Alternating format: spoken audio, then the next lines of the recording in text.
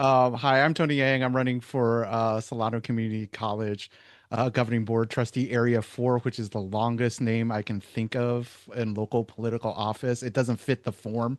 Um, and I'm running mostly because I do have a passion for higher education.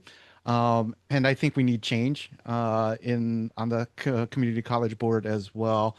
Um, and one of the sort of big things that I am an advocate for is access and equity within higher education.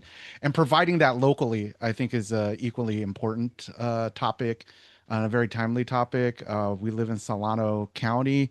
There aren't that many institutions of higher education within a reasonable distance. Quite frankly, our students are forced to drive hours. In certain areas, one thing that really motivated me was the number of people I've encountered where if they're looking for healthcare careers, they have to go to Turo, which is a for-profit private university here as well. So you have nurses who are, hundreds of thousands of dollars into debt when they could be at Solano College with some expanded programs. A little bit about myself. I have a career in higher education for 16 years. I've worked at the University of California at three different locations, including now at the Office of the President. I oversee a student health insurance plan that runs about $400 million. So I'm all about fiscal accountability. And I've done a lot of work in student affairs and sort of student needs. So I'm very attuned to what our students will need and how to meet some of these objectives and try to maintain equity in the space, along with maintaining career pathways. I think that's one of the really important issues as well. Both four-year degrees and certificated degrees, we need to do a better job of aligning our goals and programs with the jobs that are out there.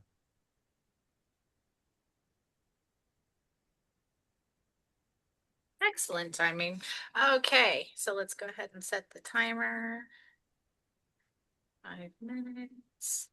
And we will go ahead and start with that same question for everybody. How long have you been a Democrat? Have you been any other party? And have you endorsed a non-Democrat? You're going to age me a little, Julia, because I go back to Rock the Vote with Bill Clinton. So I go back that far. If you want to go back further, my father was a Chicago Daily Democrat. So we can talk about all of that. Have I ever voted for No, someone other than go ahead? and endorsed. Oh, no. Have I ever endorsed? No. But I have regretted voting for some Democrats, but that's a different story for a different day. Um, yeah, so no. Okay, and so you have never been any other party? No. Okay. What do you think are the biggest challenges coming up for the community college? One is definitely the enrollment decline. If you take a look at their enrollment data, they're only back to 2019 enrollment, which Solano College is also unique in the sense that it's a one college school district, community college district. So it's really, really tiny anyway, which actually begs a lot of questions, quite frankly, for me, because the county is large, both in terms of population and in terms of area. And a one college district does not seem to be serving the needs of a growing county with that.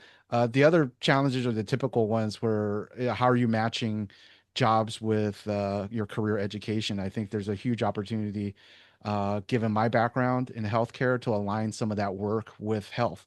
And healthcare jobs are the type of jobs, if we have them in Solano County, that don't leave, right? They just don't simply go on to the next construction project. They don't go on to the next sort of venture capital project, et cetera. It sort of stays in the county and is desperately needed as I think our population sort of ages out. And so I think we need to do a better job of expanding employer embedded training. So just not classroom credentials, but actually aligning that with some of the career technical work that's doing there. But also, conversely, I think we need to do a lot more to protect the transfer pathways, both to four-year institutions. And kind of my pet project, along with Quinton Voices, a little bit about expanding dual enrollment. For our high achieving high school students, it's really hard for them to get access to like advanced calculus classes, those sort of things.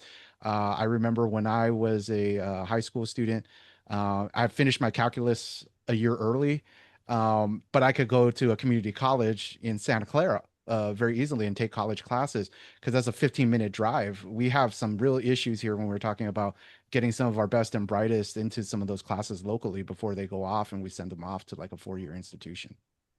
Well, you were just about to be asked about what are your thoughts regarding the early college high school program, I dual think you enrollment? Yeah, I think we need to completely strengthen it. And we're gonna have to figure out the transit issue. That's a question I need to ask Assembly Member Wilson. And just even in the whole area. I mean, there's got to be partnerships we can do, especially with Fairfield Sassoon being kind of right there about like how will we get a bus? I don't know whether it's a free bus pass, but even the bus network is difficult because it'll take an hour, quite frankly, from my house where I live on the edge over here by Travis Air Force Base to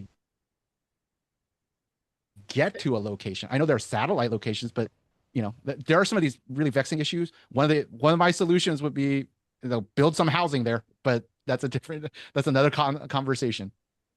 Okay. Do you support getting more BA programs at the community college? I'm going to be a little nuanced in that because I think we should have some where they are needed.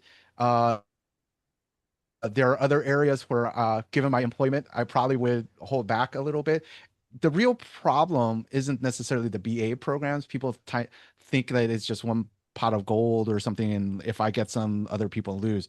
The real question you have is the quality of those programs and what do people graduate into.